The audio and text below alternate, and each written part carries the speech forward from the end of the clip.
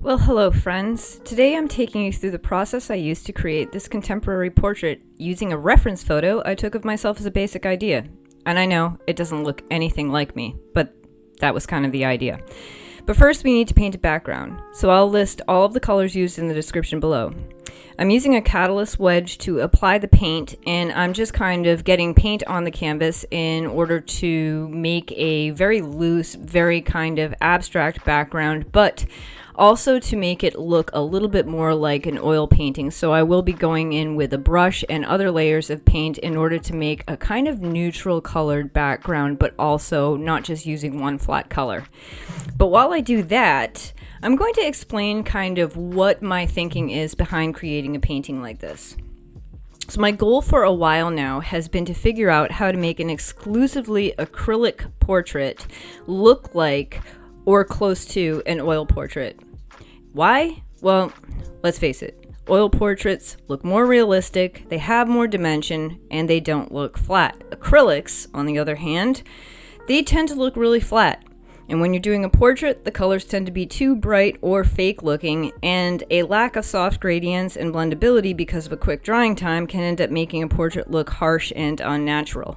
So in order to counteract this, using some golden open acrylics in conjunction with regular acrylics and some high flow acrylics and putting in some abstract elements, I've kind of figured out a formula that works for me in order to make an acrylic portrait look like an oil portrait, and I'm going to show you how I did that. So when working with golden open acrylics, it's really important, in my opinion, to have a base color already established on the canvas, because I've said before, golden acrylics, the open acrylics, tend to be a bit on the transparent side. So in order to counteract that, you have to have a base color.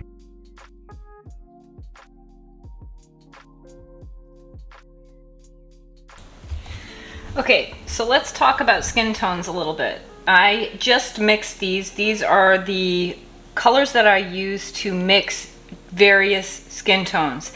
If I want something that has more of a brownish base, I mix cadmium red, yellow ochre, ultramarine blue, and titanium white. Mix a little bit to see what your base color, how deep you want it to be, and then you add white in small amounts to see the gradient.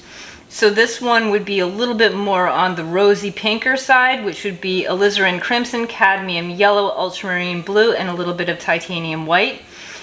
And here would be more of a gray tone, depending on the lighting, depending on what your color scheme is. Alizarin crimson, yellow ochre, manganese blue, and titanium white gives you a more purpley to gray skin tone. If you're looking for a peachier skin tone, cadmium red, cadmium yellow, ultramarine blue, and titanium white will give you more of this peachy color, and you can always make it a little rosier by adding a little more red. You can play with these mixtures, but this is just a basic outline of some of the skin tones that I will work with. Burnt sienna, yellow ochre, ultramarine blue, and titanium white has kind of a beige quality, but it's warm. You see, this one is cooler, this is cooler, these are warmer, and this one is more of almost a neutral, somewhere in between a warm and a cool skin tone. You can use these in shadows. You can make them a little bit bluer, a little bit greener, depending on where you want to place them. And then you can use the warmer colors on the parts of the face that are coming towards you. And it depends on what your color scheme is, but don't be afraid of color, because your portrait is going to look less dull and more realistic the more colors you actually put into your portrait.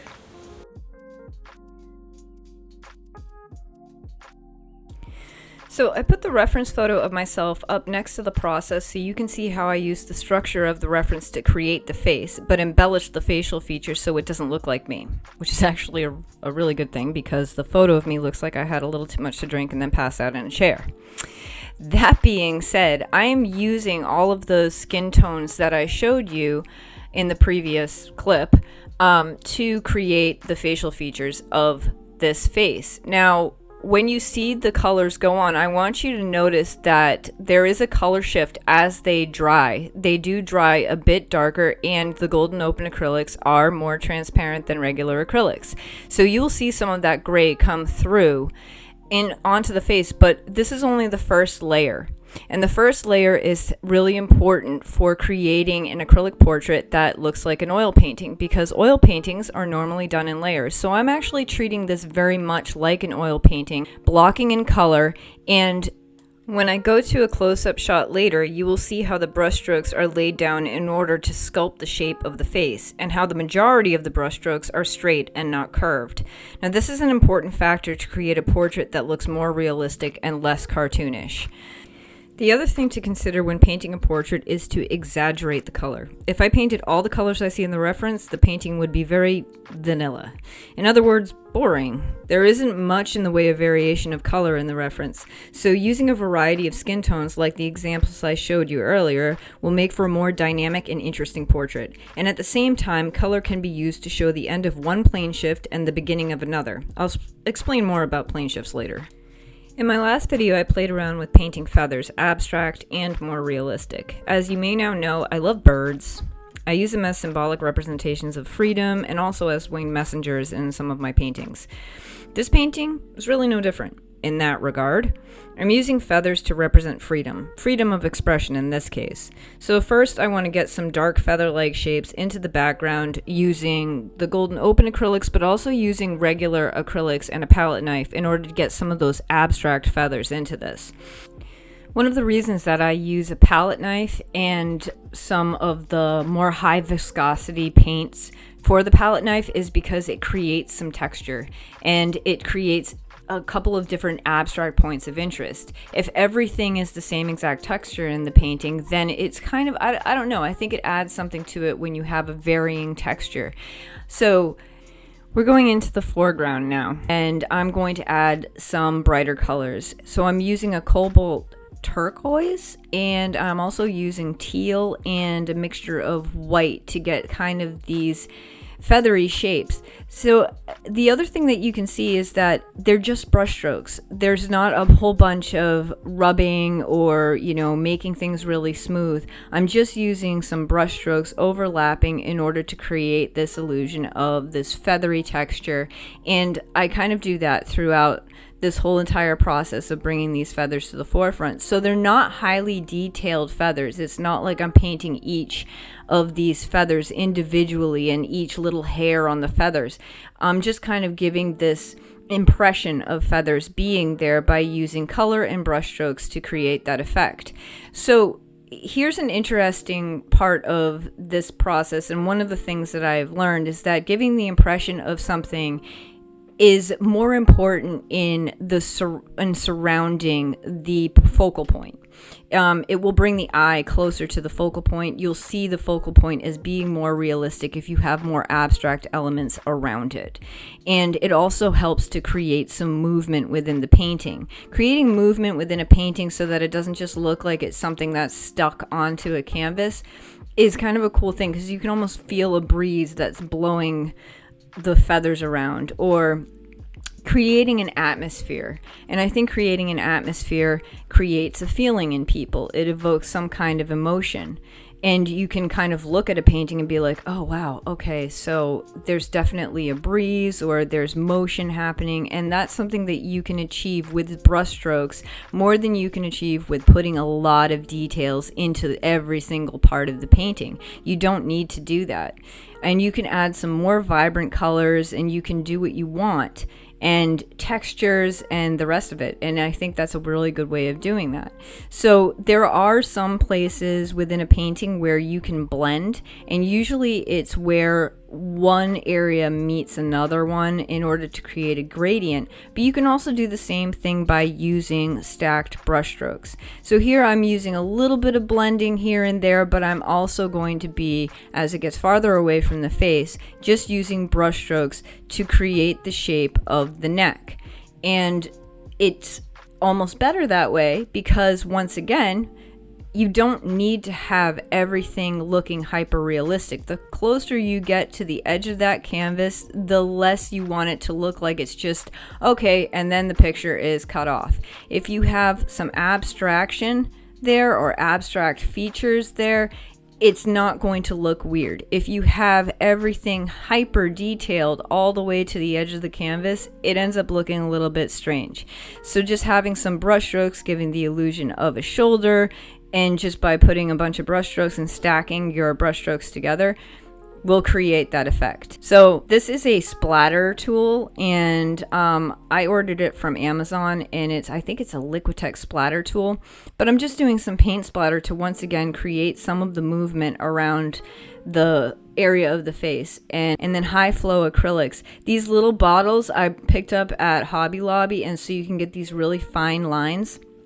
And it can also like just create some abstract effects. I blot off the excess because otherwise you're going to wait forever for those acrylics to dry, those high flow acrylics. So just, put your lines on, and then carefully with a paper towel you can blot off the excess so you still get the lines. Okay, hi. So we've got I say we, like there's more people here but me, but I'm the only one here. So I guess I'm including all of you. We're all in this together. It's nice, isn't it? Okay, so I've been treating this very much like I would an oil painting, but with acrylics. To try and create an acrylic painting that looks more like a contemporary fine art oil painting. This has a good first layer of skin tones on it, but further refinement needs to happen, and I will take you in closer and tell you exactly what I'm talking about there, and I'll also explain kind of the brush strokes and how you can kind of sculpt with paint and create, a face with the light and the shadow and plane shifts, using plane shifts in order to sculpt a face. But the second layer of the golden open acrylics, which I'm going to finish this painting with, are just basically to refine certain areas. The rest of this does not need any refinement because my personal aesthetic, of course, is mixing some abstraction with some realism, and none of this needs to be hyper realistic. None of that has to be super refined because it's actually going to dry your eyes. No, it's going to draw your eye in toward the focal point because that's where the realism is located, and everything else is just kind of this accompaniment to the painting to give kind of an illusion of other things being there. The eye can't take everything in all at once. It usually focuses and then it moves around an area. So that's kind of what you want to do when you create a painting, or you might not want to do that. I'm not speaking for anyone but me. But to have the eye focus in on one area and then move around to other areas of the painting. Okay, so I'm going to show you close up, and then we are going to talk a little bit about skin tones. Okay, so here we are. Now, if you notice the brush strokes on this painting, you'll see that I am going with plane shifts. And what I mean by plane shifts is you're sculpting the face by using your brush strokes in the direction that the cheekbone goes, in the direction from here, in the direction going down the nose. So the plane shifts are going to actually sculpt your painting, and using brush strokes is one way of really sculpting your face so that it looks more natural. Areas that need to be like blended, I would blend kind of this nose area. As you can see, it looks very geometrical, but that's just because I was blocking in color. And blocking in color like that and just kind of finding out where your lights and your darks are, where your highlights are, is a good way of doing that, but the refinement comes later. Acrylics dry darker normally, and because this was a very dark background, some of these areas look very, very gray. I might leave a couple of them because I think it will add more interest to the portrait, but some of them need to be a little bit brighter. This jawline needs to be blended out and softened a little bit. And this eyebrow is way too far over onto the bridge of the nose, so I'm going to knock that back a little bit This line dried really a lot darker than how I put it on, so that is distracting to me. So there are a couple of things on here, highlights that need to be brightened a lot, which I will probably use regular acrylic for. All right, so as you can see though, you can see all of those brush strokes, and from far away, you don't notice them. It's when you get closer, and that's the illusion that I'm trying to create, very similar to the effect that you would find with an oil painting. Okay, so we are on the final layer now, and I want to delve into skin tones just a little bit more as you watch this final layer unfold. So the reason I mix three main colors together, i.e. a blue, a red, and a yellow, is based on color theory, and this is how you will achieve a more realistic skin tone than if you use one solid color out of the tube and mix it with titanium white to create your gradients. A red and a yellow make an orange. We all know that. The kind of orange you make depends on the shade of red and yellow you mix. A cadmium red and a cadmium yellow will make for a brighter orange than a cadmium red and a yellow ochre. Alizarin crimson mixed with cadmium yellow or yellow ochre will again yield a different orangey color. However, when you add white to these concoctions, they may be a bit too bright for realistic skin tones. In order to knock back that brightness, you want to gray it down.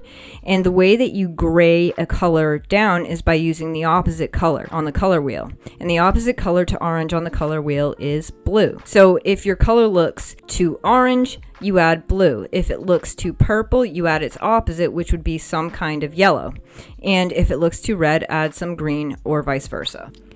Anyway, I hope you enjoyed this video and found it informative. If you liked it, please hit that like button. Please subscribe if you haven't already subscribed. And I love you guys. I'll see you next time.